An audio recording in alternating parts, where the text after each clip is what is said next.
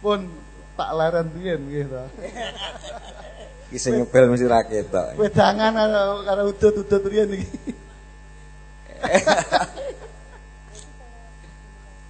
Berarti kalau Jumenangan Wahyu, saya salut.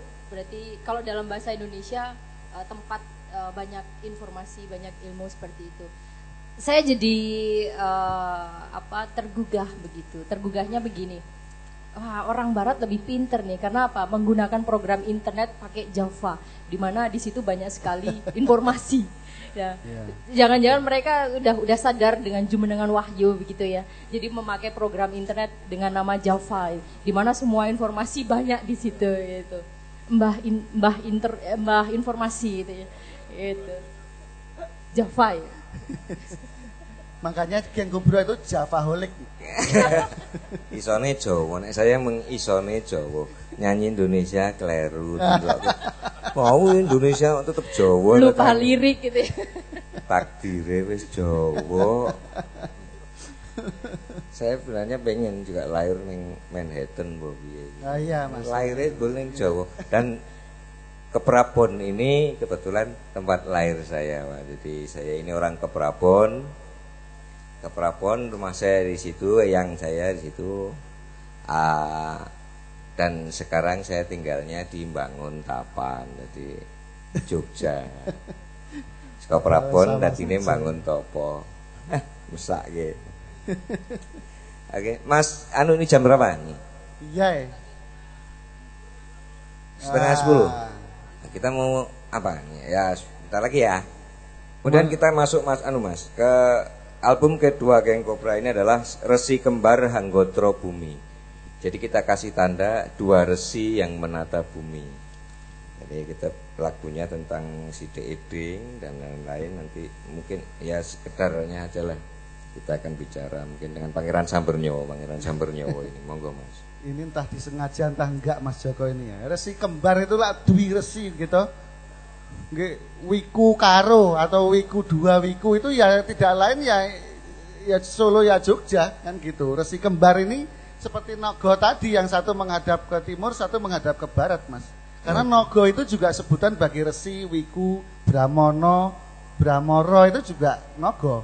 Jadi kalau ada resi kembar itu ya Nogo kembar, Dwi Nogo. Kemudian Anggotro Bumi. Anggotro Bumi ini tunggal ya Mas ya, satu ya. Kalau dalam Condro Sekolo itu bumi itu ya satu. Jadi Dwi Nogo rasa tunggal lagi ini. Jadi Dwi Nogo Gotro Eko Gotro. Jadi Dwi Nogo Gotro Eko. Gotronya satu.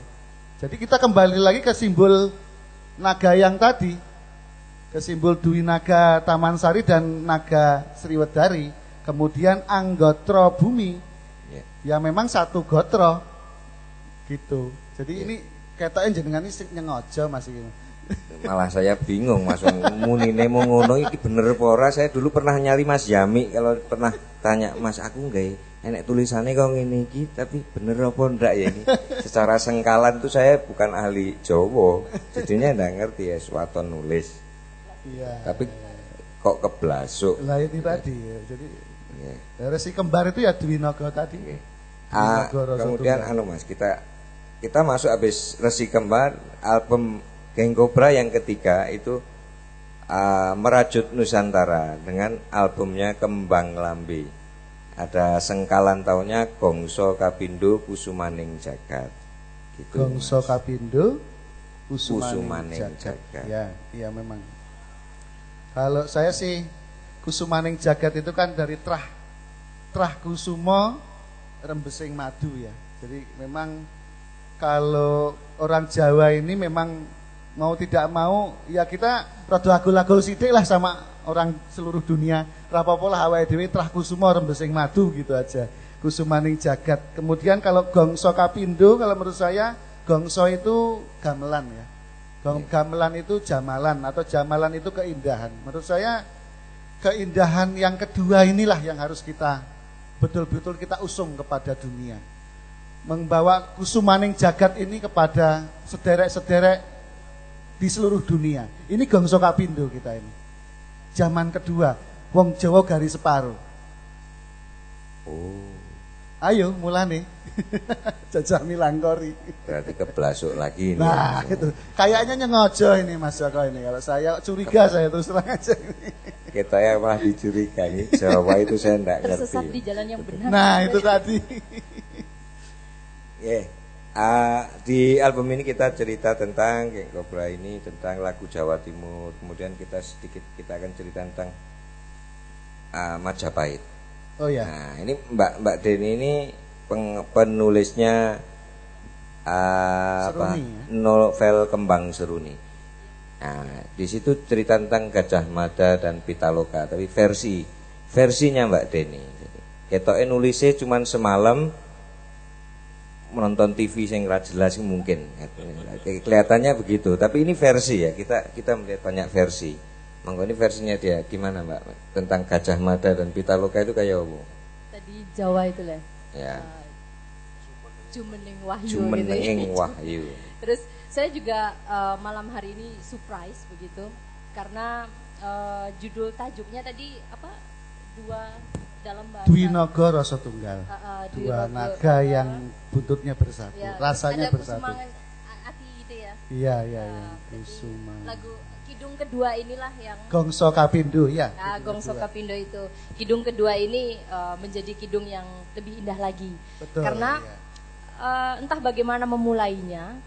Saya beberapa tahun yang lalu tentang lagu Kembang Lambe itu sudah diproduksi. Nah, kalau saya pakai zaman modern aja. Iya, iya. Yang pertama Kembang Lambe sudah diproduksi beberapa tahun sebelumnya. Nah, Adipati Geng Kobro punya apa? Punya satu statement bahwa Kembang Lambe ini tidak akan diproduksi secara apalah gitu ya, secara apa itu kalau bahas musik iya diproduksi khusus begitu, tetapi ini akan menjadi souvenir. Ternyata benar apa istilahnya Puspo Kapindo Kusumaneng Jagat. Beliau menyatakan bahwa lagu ini akan menjadi souvenir, dan saya yakin statement souvenir ini menjadi benar-benar indah karena sesuatu yang diberikan menjadi souvenir itu bukan sesuatu yang entah itu bekas atau apa, tetapi souvenir itu adalah sesuatu yang indah. Dan tajuk Kusumaning Kapindo Kusumaning Jagat ini benar-benar pas, dan ini merupakan ketidaksengajaan yang tepat begitu ya. Jadi keblasuk di jalan yang benar. Enggak, sekarang saya mau tanya. Kalau Majapahit lagi. Saya mau tanya tentang peristiwa Bubat sendiri, karena kita bicara Majapahit ya, Majapahit. Peristiwa Bubat menurut versi Mbak Deni itu kayak apa? Nah, kalau termasuk banyak versi ya, kalau kita melihat fenomena yang banyak terjadi saat ini, itu bermunculan banyak sekali buku-buku yang menarik, terutama yang bersifat tradisional, bersifat sejarah. Dan masing-masing, entah itu penulis, penyanyi, ataupun seniman, memiliki cara pandang sangat pribadi begitu ya. Karena mungkin beliau-beliau, termasuk saya juga, melihat sebuah gajah besar sekali, tetapi pegangnya mungkin sikil, mungkin ekor. Jadi menulisnya agak sedikit khusus begitu. Nah, dalam Kembang Seruni, Perang Bubat dimaknai sebagai Babut Ngarsopuro. Babut artinya adalah alas begitu ya, alas. Ngarso itu artinya, nggak tahu, saya bukan ahli Jawa benar. Ngarso itu boleh rasa begitu ya. Pura-pura, mungkin pura-pura begitu. Jadi dalam Perang Bubat tidak dimaknai sebagai perang yang begitu militer, tetapi lebih ke perang hati. Sama dengan pemecahan Jawa Tengah, Jogja, ya. Solo jadi 4 begitu ya. Nah, di zaman Majapahit pun juga ada Sunda, Galuh, Majapahit. Mereka tetap bersaudara. Jadi jauh sebelum Kertasura Jogja dibagi 4, dulu pun seperti itu. 500 tahun yang sebelumnya juga terjadi.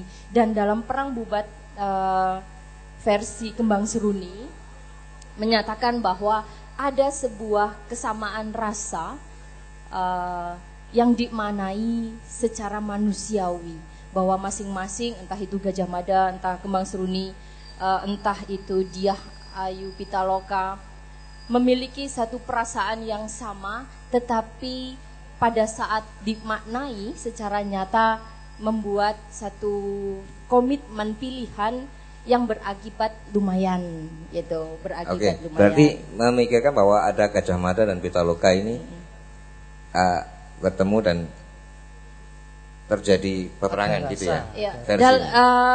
Di semua data menyatakan demikian. Tetapi di Kembang Seruni menyatakan bahwa ada rasa yang menyatukan untuk bagaimana perbedaan maupun apa ya, harapan seperti itu. Ya, ini versi dari Kembang Seruni. Jadi ada Gajah Mada dan Pitaloka ini terjadi di situ, ada entah itu miss atau apa yang versinya Mbak Deni ya. Artinya terjadi kontak. Sekarang versinya Mas Herman.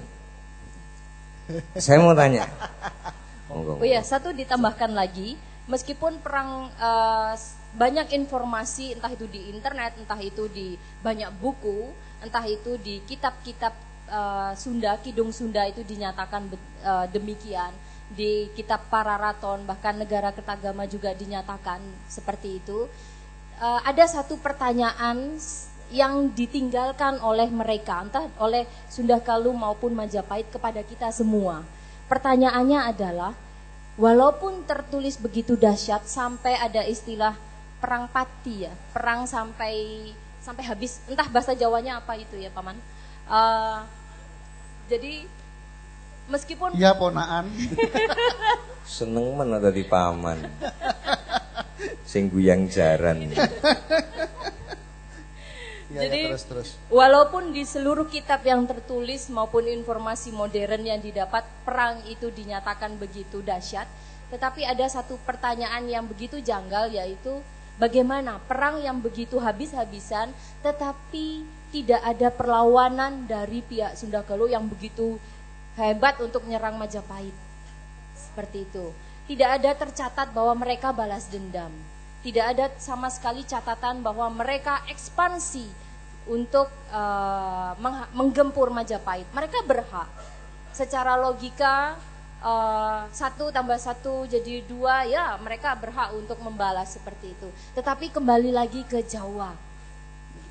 Jawa, Jumeneng, Wahyu gitu. Kan bahwa biarkan tetap berbeda seperti Kartasura, Jogja menjadi 4 itu, supaya mereka tetap ada. Kalau tidak, perang bubat pun mungkin hanya babut, jadi alas kaki saja yang kemudian habis, hilang, didaur ulang, dibakar di tempat sampah, seperti itu. Dan inilah yang menarik karena sampai saat ini pun di Batavia, di Sunda tidak ada nama-nama sesuai dengan nama Majapahit seperti itu. Iya, sampai sekarang ya. Iya, jadi ini sanepan yang melegenda begitu ya, sanepan yang melegenda. Nggih. Nah, sudah kita akan mempercepat waktunya karena kita ini. Kemudian Mas Irman, kalau versi Majapahit jenengan. Ya, kalau saya ini di lagu jenengan yang Kembang Lambe ini tak walik dari bawah ya. Berwarna-warni bak kembang seruni. Gitu. Kemudian kembang berkembang ke seluruh negeri. Indah budaya berbeda-beda, kembang Nusantara. Kemudian kembang lambene tipis aduh manise, dadi omongan mergo polahe, lambene abang disosor wae gitu. Iya, lambene abang bojoku dhewe maksudnya nek iki. Dadi omongan mergo polahe. Jadi menurut saya yang terpenting adalah sebetulnya bagaimana kita menteladani para leluhur kita ya, bahwa Pabubat itu kemudian dimaknai perang, itu tidak masalah. Sebagaimana Pamalayu dimaknai perang, Pamalayu kemudian Kertanegara, Pamalayu di zamannya Dharmawangsa dimaknai perang, itu menurut saya itu silahkan kedalaman penelitian kalau ini ya maksud saya. Tapi maksud saya begini, bahwa ketika Eyang Ratu Ayu Tribhuwana Tunggadewi menjadi seorang raja yang bertahta waktu itu di Majapahit, itu adalah saatnya Eyang Gajah Mada yang bertahta menjadi patih. Sehingga ketika tahta bergulir ke Eyang Hayam Wuruk waktu itu beliau baru saja berusia masuk genap 16 tahun. Dan Eyang Gajah Mada sudah berusia 60 tahun. Gitu. Jadi memang Eyang Gajah Mada ini pelan-pelan ngemong Eyang Hayam Wuruk supaya kemudian menduduki tahta Majapahit. Dan di zaman Eyang Hayam Wuruk ini juga sudah ada Panjalu dan sudah ada Ndoho. Jadi tetap sudah dua pusat pemerintahan. Dan menurut saya tepat ketika kemudian Eyang Hayam Wuruk ini menetapi dawuh dari leluhurnya bahwa hendaknya engkau menjalin persaudaraan dengan Majalengka. Ya, karena di timur ada Majapahit, di barat ada Majalengka. Di timur ada Surabaya, di barat ada Jakarta. Timur ada Madura, di barat ada Krakatau. Kemudian ada Belambangan, Banyuwangi, ada Ujung Kulon ataupun Pelabuhan Ratu Sukabumi dan lain sebagainya. Karena memang Pulau Jawa ini kembar ya. Jadi resi kembar ini ya, resi wetan itu ya bentuknya begitu, resi kulon juga sama bentuknya begitu, hampir sama. Jadi kalau di garis tengah pas di Jogja Solo ini menurut saya bukan khayalan karena memang ada satu simetris yang unik di Pulau Jawa. Jadi mungkin saya teringat satu kode sandi sejarah, yaitu tadi ada bahwa Jawa akan hanya tinggal dua apa gitu ya. Terus Jawa akan terbelah jadi dua. Itu mungkin terbelahnya bukan karena bencana atau apa, tapi kita semua pulang itu buka peta kemudian dilipat, set, wah Jawa jadi dua. Nanti tepat tengahnya itu di mana gitu. Ya di Dwinogoro Satunggal ini. Nah, itu Ngarsopuro itu Babut Ngarsopuro, monggo Adipati sama Dwinogo ya. Kalau kaitannya dengan kerajaan Majapahit itu saya ingatnya itu